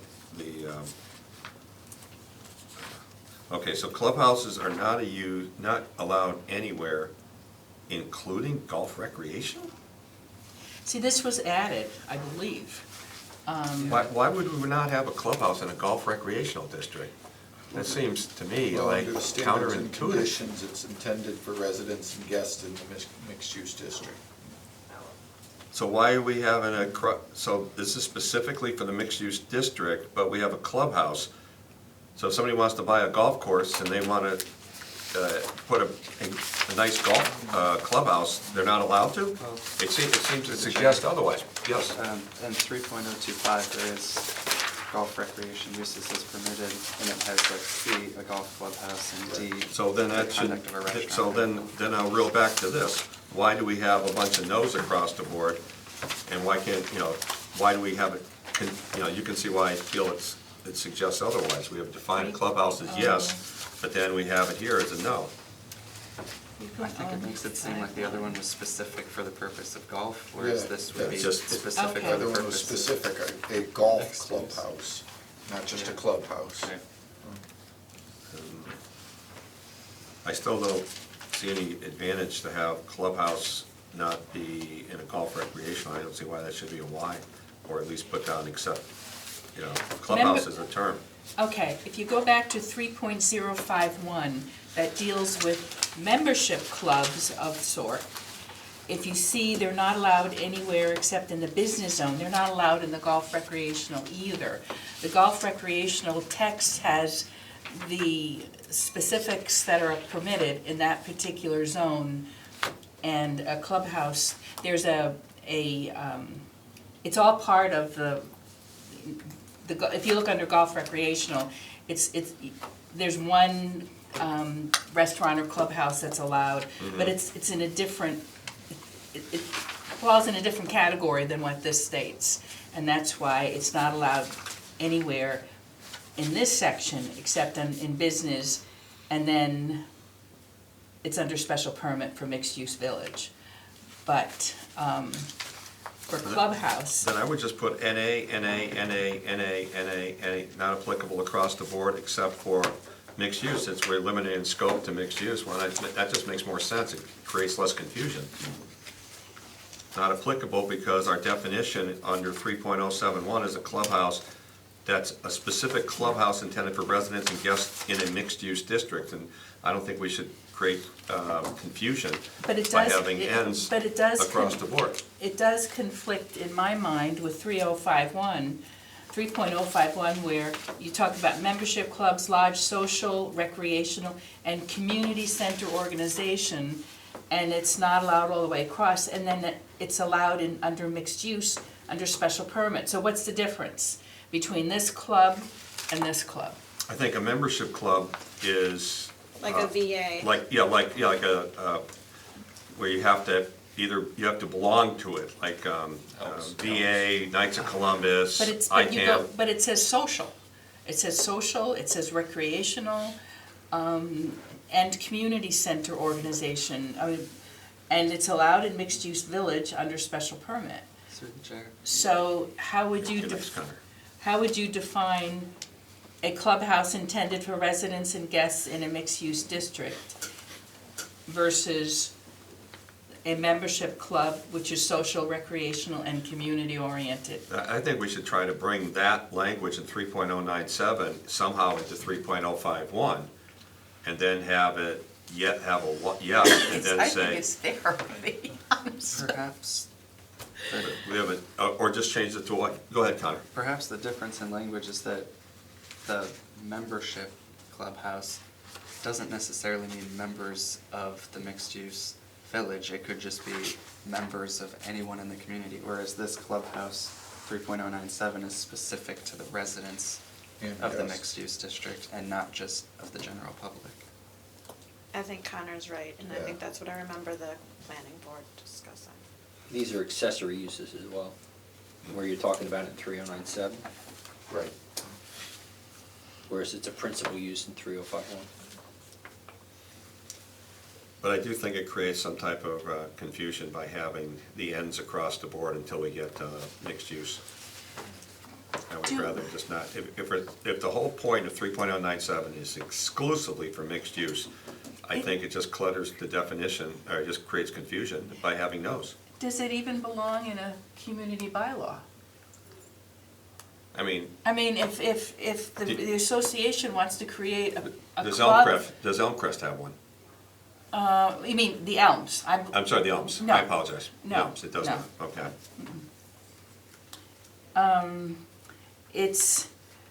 It's for residents and guests in the mixed-use district. I would think that would be part of the organization of whatever they carve out to be, you know, the benefits or the perks for living there. They may have their own fitness club just for residents and, Yeah. you know. I don't know that that even belongs in a bylaw. Well, you need to permit it. I'm sorry? You need to permit it. We need to be allowed to do it. Okay. So I think it belongs in the bylaw. I think it's appropriate as a accessory use in the bylaw. Again, I don't, whether the rest of the zones are NA or not, like, that's up to you. I don't, Yeah. you know, I do get a little parochial every once in a while, and I only care about the mixed use, that it's a yes and an accessory thing. Okay, good, I'm happy. Yeah, The rest yeah. of it, Yeah. we all can figure it out. Yeah. So through the chair, Don, Yes, Sid. your feeling on Connor changing it to yes? No, it is a yes. No, it is It is a a yes. yes. Oh, It is a yes. 3097. I'm You not, have it in front of I you. have no problem with it being a yes. I have an issue with AA through PAR being no's, where it should be non-applicable, because the standards and conditions clearly do not apply to residential, commercial, business, industrial, et cetera, So by putting a no in there, I think lends someone to create, it begs the question, you know, what is the town's clearly saying? So I think it should be, there's zero in the standards and conditions that deal with any other zone except for mixed use. So therefore, I would just have it either NA or blank, and let the rest of the bylaw conditions speak to it, as opposed to creating, souring the milk with these ends across the board. I mean, what are we gaining by having the no's on here? No, there is none. It says it's for guest of a mixed-use bylaw. I There's- think it's just explicitly clear. If we leave it blank, that leaves it open to, is it I allowed think, or is it I not? would rather see exactly. something there than having it blank. I would do NA, if that's, It's not applicable, that's the it's fine. opinion, Yeah. right? That's a pleasure of the board, should we vote? All right, so So- I'm gonna entertain a motion on this. You want me to, who wants to make it? I just wanna make sure it covers both questions. Go ahead. I'll make it. I'm all set, go ahead. All right, motion's been made by me, that 3.097 clubhouse, we get rid of that little comment marked before I've already clubhouse. circled it, It's yeah. gone. And then AA through PAR be changed from no to not applicable. And then the rest can stay the same. Second. Motion made and seconded. Any discussion? Sure. Sure, why not? What do you got? Were we gonna have a table or something? I mean, what we have in all of these is types of districts, and then we have permitted uses. So are we going to add this under permitted uses? NA means not applicable? Yeah. We'll have to Is put it that as a gonna be an definition. additional amendment or additional vote? Yeah, where do we put that in? Where's the It goes I right already at the wrote it top. top? Under permitted Made my uses, we have decision. yes, no. Okay, so on, Executive. right here, table E 3.1, we'll have NA for not applicable. So why don't we take the vote first on that? And then do the other one. Okay. All right, so the motion on the floor is to put NA to AA through PAR, leave the mixed use to Y, and I'll call a vote with no further discussion. Christmas does, well, you can. All in Aye. favor? Aye. Aye. Now we have a second motion, and that in table 3.1, under permitted uses, we have yes, no, SP for not allowed by special permit, use allowed by special permit, to create a new one called NA for not applicable. Second, Motion made and seconded. Any discussion? Hearing none, all in favor? aye. All right, next. Not applicable. They haven't kicked us out yet, so let's keep going just for a few minutes more.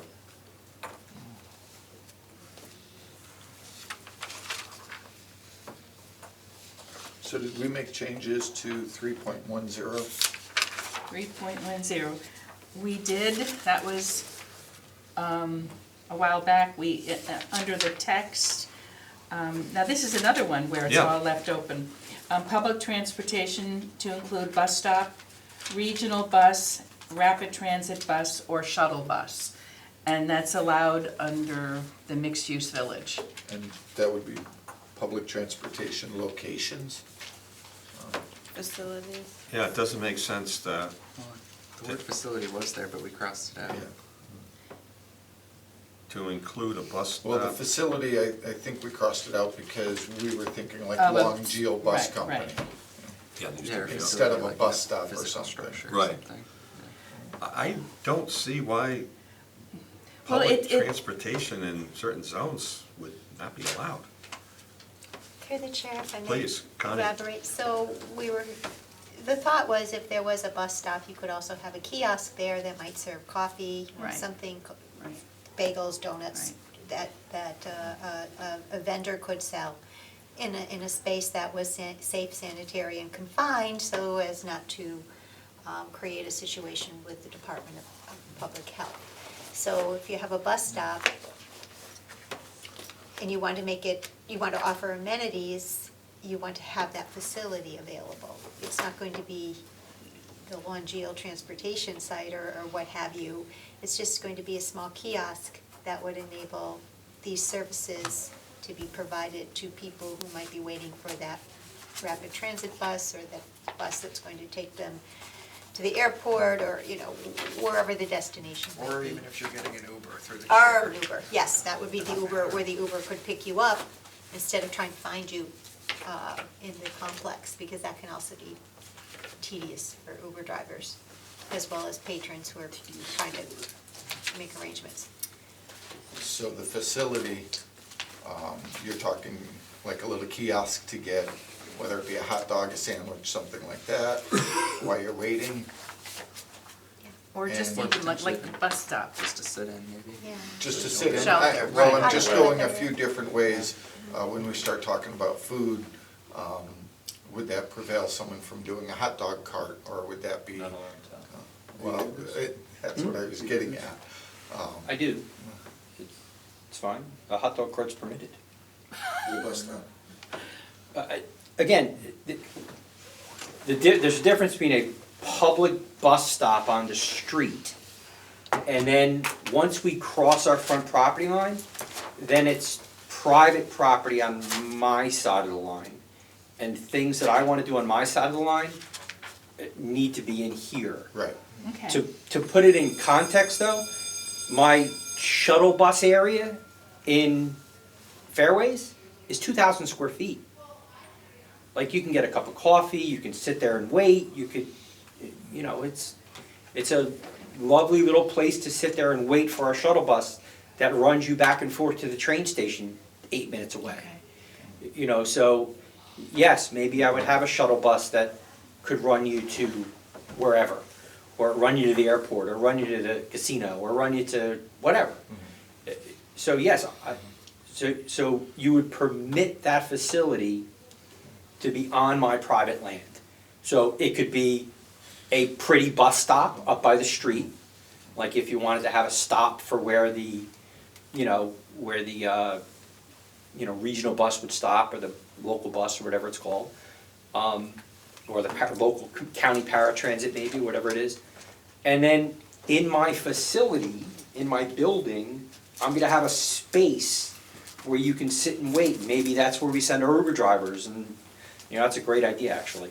And that's, so you're regulating the Right. private space on my side of the line. If you wanna put a shelter out at the street, feel free, knock yourself out. But the thing on the private property is what you're permitting here. Okay, that helps. But again, like in Fairways, this thing's 2,000 square feet. In Cherry Hill, it's 2,000 square feet. It's, Okay. you can come and sit and have a cup of coffee, and I guess I could put a hot dog cart there. I mean, it's really what I want my next job to be, is a hot dog cart. Got my beers. Just looking for a retirement So- plan. Following up his plan on the Elms, if you wanted to put a hot dog cart, you could, No, because of your rules and regulations? right. But not because of the town. No, because of the town, it's not permitted. Yeah, the town doesn't permit it. But No. she's in a condominium. right, but under, it's not listed under It's the, not. I'd have to go back and look at, It's just hypothetical. Let's say it's not in, Hypothetically- let's not it's in your rules and regs. No, it's Let's say it's not. not there, and they come in Right. and you want to open up, Norm decides to open up a hot dog cart. he's gotta go to the mixed-use village. He's gotta go to the mixed-use village, so, Or to the tent. or the tent.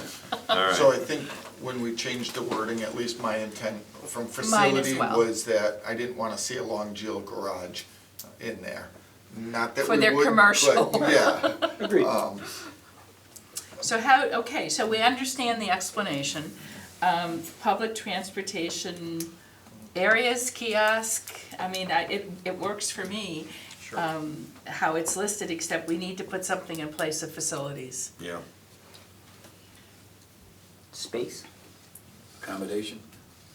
That could be. Structure. Service area, public transportation service area, Locations. yeah. I kind of like accommodation, because that leaves it, that I'm it- sorry? I like accommodation, because that means it could be like just space, or it could be like a little, small Right. thing that you could get coffee at or something.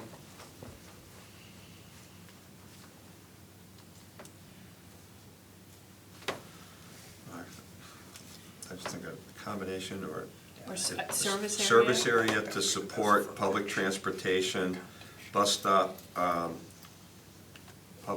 transportation area, public transportation pickup and drop-off area? I think let's see, public transportation service area to support Public transportation. bus stop, regional bus, transit bus, shuttle bus, Uber, whatever. On-demand ride services, that's what they're called. Public transportation, pickup area or drop-off, pickup and drop-off area? Service area has less words. No, service area to support public transportation, pickup or drop, because we're trying to focus the the service area is to support those Yeah. who are going to the Uber and going to Lyft and going to taxis or what have you, or. Transportation service area. Right. Public transportation service area. Sometimes. To include. Sort of like to have between exit 6 and 7 on the Cape Cod. You know, when they have the hot dog stand. Had to throw that in. I'm fine with just public transportation get to go service area anywhere. to support and then I am a you would prisoner strike in it. my own home. I think it's As know what's Mary gonna suggested. support. All right, public, Public transportation service area to support bus stop, regional bus, rapid transit bus, or shuttle bus as examples. I mean, there's gonna be more stuff. We don't have. Et cetera. PCT, right. okay, so this is it, right? Public transportation service area to support bus stop, to include regional bus, rapid transit, or, Okay. Public transportation service area to support bus stop, regional bus, rapid transit bus, shuttle bus, etc. well, the et cetera, what's the term for Lyft and Uber? What's that collective? On-demand ride services, Okay, or ride services. Ride services. And that gives you the option to come up with the horse and buggy in case Right. you want to do a nice, Yeah, sure. I'm just saying for You're getting Christmas time. Santa's sleigh. Transportation right. service area. I'm good with all of that. Horse-drawn carriage. It's 40 acres, you could do a track around the outside, show us all the wetlands. Yes, please. A I train, like a that trolley. definition, but do we need to do something about Put the my blank law firm sign on the spaces? side. Well, that's what I was going on. Do we just leave 100%. it Or small field. blank space, because it seems here they or do we just put not applicable, but the same token? Here's Do I have what to I'm put a thinking. sign on the trail through the wetlands that says it may be subject to flooding? The old So train you don't station. walk in and drown? when it's wet? No, that's a pickup area. People want to go and use the rail Yes. trail. Yes, I was They made come to down do that with a hot somewhere. dog or some, have some type of service from the old rail, the old train station on Okay. Maple Street. Do we just put the kibosh on, Because not the stop river is that gonna because of come this? rushing down and take By it leaving it away. blank, it leaves it open. By putting a no in there. What kind of discussion are we having? Well, he was here? just commenting about the fact that unlike this other one which had no's across the board, there's nothing. So what I was suggesting is it thinking of other areas in town where this may apply. And one area, again, this is for the sake of discussion, was thinking of the old rail station. If that is a pickup area, that is a service, where vehicles could stop, people want to go on the rail trail or what have you. And that becomes, is that The thing is- somehow leaving it like we can't put a hot dog stand or something over there? I think we Thinking about- through the chair, I think we should keep it open because there might very well be future development in areas like this. So Leave them blank? leaving this blank is a good Still thing. want this? Leaving it for a future revision? It's gonna sit there I forever. think keeping it through the chair, keeping it open would be probably more Sit there until advantageous. it's come and take it. Okay. Your thoughts, gang? I guess my issue is that by leaving it blank, as John says, we're leaving it open, however, does it, I'm uncomfortable with putting something in a bylaw and not addressing it in totality throughout the whole town. We're dealing with one Yes. use. Yeah. And we haven't discussed whether public transportation service areas are suitable in the commercial district. It hasn't been discussed in elderly residential, where I know buses do come in, shuttle buses, do come in. Oh, that's right, good point. The housing authority, Yeah. which happen to be in a residential zone. But that's my piece. I'm a little uncomfortable with just, Would yes Putting it cover there, it for but- now? I'm sorry? Would yes cover it for now? well, yes covers it for mixed-use development, but it doesn't, we haven't discussed these other areas, Right. which really should be, to do it right. Through the chair. Yes, I would Connie. agree with Marilyn that I don't think we should leave the rest of them blank, because I think that's open-ended, at which point, what's the specific line for to begin with? I think we either need to make them no, or we need to figure out whether they apply to those other zones. And that's harder than just going through and doing a yes and a no. No, it's not. I mean, we could make them no for now, and if someone wants to change it later, then Well, I mean, Marilyn makes a good point regarding the elderly residential, district. We also deal with, you could have like, at Elmcrest, the golf course, for instance, could have a pickup drop-off area and offer hot dogs and things. But also, as I mentioned, just hypothetically, The number one thing. Because we're hungry. they might love your idea. Because everybody loves a hot dog. It's a snack, it's a meal. I do not Listen, like I grew up in New Jersey, it's my favorite. Through the chair. Or they decide to have one Anything else over and besides say, hot dog? one of the big pickup areas is Why don't you over make a at, recommendation in to front of bring Home the Goods. information back for the next meeting? You can- What if they wanna have some type of, that's one of the bus stop areas we have. Sushi Another to go? another bus stop area we have is right up, Sushi to is near go. the Rotary. Well, through the chair, should we bring this back Well, after we've had a chance to just? That's what, Connor brought that up just now, so that's why I'm bringing it up. He's like, he's not comfortable. No. And he makes a fair point of just approving the yes and then leaving the rest of it with no comment at all. So the question is, do we want to, Yes. to deal with this in the future, or deal with it now? oh, I just have it on the. So, I know, I'm thinking for us to think about it. All right, Thoughts, Connie, can you just put please. reserved? No. Sorry, my computer died. Reserved? Okay. I'm not Right. sure It's what another- word you're another talking area. about. Just Can't you just put, like, visualize it. I just reserved, want, if you don't like- mind, thank you. And then you can come at it to discuss, very at the very bottom. Public transportation. So Don, what I just said, maybe you could put reserved for the rest of them, and you can reserve it for a lengthier discussion at So, town council through some the other chair. time. Yeah, This is, Go ahead. through the chair, this is under accessory. Under accessory, I would say for this area, it's in theirs, but no for the rest. Then if you want a bus stop somewhere else under community and public service uses, that's where we add it and put in yeses. I mean, as an accessory use with a building and all, So just basically leave it blank, because they said if we end up putting a reserve thing, like what Jane was suggesting, or something of that nature, we're gonna now add yet another definition to the front end on that. So, are we okay with the blanks? I'm gonna just ask again, are we okay with the blanks? Through the chair, if I may, No. now that I'm Yes, taking Connie. a look at this, I'm sorry, if I may, Please. public transportation. Accommodation. Service area. Service area to include regional bus, rapid transit bus, or shuttle bus.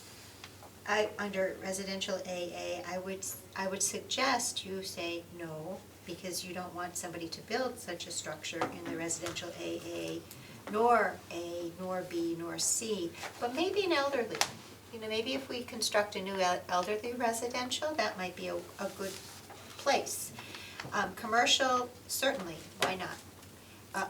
However, if you're worried about inviting Longeal, and I'm using that because I don't even know if they exist anymore. No, they don't. they don't. So we But, can use that, yeah. because, in commercial, do you want to say no? Because then the idea of a terminal coming in might not be something you want to see, in town. It's accessory. It's an accessory use we're talking about. Yeah, Right. yeah. But too, if you've got like your garden industrial park and you're in the industrial park, well, transportation is changing and people aren't necessarily taking their car, so why wouldn't you want to put that there? And golf recreational, well, and planned urban residential and planned area residential, was it PUR, is that planned urban? Forgive me, planned? Unit. Planned unit residential and P-A-R. Adult. Adult. Sorry, I don't see those too much, you know? If you have a new development coming in, maybe you do want to have these services available for folks. So, again, just to go back, I would probably say your residential, single-family residential dwelling districts, you probably don't want to see a structure constructed. But the others, maybe yes. Thank you for sharing. So the question now also reels back to, we have what's before us. I mean, how much outside of the scope does the subcommittee have beyond what the planning board has given us? I mean, should we send this portion back for guidance for the planning board and keep focusing on what we're doing here? Or, what I'm saying is this, again, for the sake of discussion, planning board gives the subcommittee A why under mixed use, And right. right, does that give us now the open door to now all of a sudden rewrite everything else on here for the sake of discussion? Is that outside of our scope? It's just complete. I think all we're doing is completing Okay. the process. They gave you a line, you All filled it in. right, so let's go with each line then. 3.10, we got the revised language, public transportation, service area to support bus stop, to include regional bus, rapid transit bus, shuttle bus, and ride services. All right, or it's and/or ride services. And/or ride services, okay. All we have is a Y for the mixed. What do we have for residents AA? No. No, A. no, If anyone objects, I'm assuming these are all a consensus. B. no, C. no, ER. yes, Yes, Commercial. I would say yes. Sure, I have no problem with that. Business. Yes, Yes, yes. Industrial. yes, yes, Garden Park. yes, yes. Recreational. Golf recreational. no, We in agreement? I gotta look there. Didn't really think of golf recreation. I don't think they're ever gonna build their separate. I have no problems with a no. Yeah, and the thing with the golf, the two golf places we have here in East Long Meadow, one of them has their own Yeah, restaurant, like Fenway Golf, and the other one, of course, at least has their, get back to word, clubhouse. All right, plan unit, residential. no, We in agreement on that? works for me. Sure. No, okay. And park for the course, last No. one? No? All right, so with, I'm gonna take a collective motion, and I'll try to make it. We're gonna change 3.10 to plan public transportation service area to support bus stop to include regional bus, rapid transit bus, shuttle bus, and/or ride services. And then across the board, AA, no, A, no, B, no, C, no, ER, yes, COM, yes, BUS, yes, industrial, or I, yes, IGP, yes, GR, no, PUR, no, PAR, no, and multi-use, yes. That's the motion. Is it seconded? second, Motion made and seconded. Any discussion? Point. I have a comment, yeah. In the description of it though, you put the word to include in there twice, and the second one was originally striked out. I'll figure that out. Okay, we'll Yeah, sort that, yeah. but what he said. All right, so that motion with that comment is on the floor for any other discussion? Hearing none, all in favor? Aye. All opposed? Okay, got through that, thank you. Okay, we're done. All right, we're done. All right, when do we want to, our challenge right now is the lovely work that Paul's been doing for us, but the powers that be, you can't go into January, right, Paul? I haven't, I'm not a member of the SWAP group. I will be having this conversation, believe me, to try, because Let me speak, I'd like to speak to you. all right, okay. All right, so the meeting schedule, we got the holidays coming up, and I know John's gonna get us some of that language as we talked in the onset. This afternoon. Going back to James' office right now. Let's go to, January 6th, let's take a look. I think that's what it was. Let's see. All right. I got the 25th open. Come for Ho, ho, Christmas. no. Over here. All right, January January 6th. 6th. If this room's available, that's fine by me, weather permitting, of course. If something comes up, obviously if the high school is closed, we Yeah. can't do anything. Hopefully there's not gonna be a weather issue. The 6th is open for Are me. you anticipating something here, Don? You never know. Farmer's Almanac could be wrong, So 10:30 on January the 6th here unless unless, we hear otherwise. right, I mean, is this place closed that time? No. No, they're back. They're back in session? Okay, back then? All right, so but the big thing is gonna be trying to sort out who our clerk's gonna be. So, We'll work on it. we'll work on it. All right, motion to adjourn? So moved. All in favor? Aye. Thanks, everybody, happy holidays. Thank you.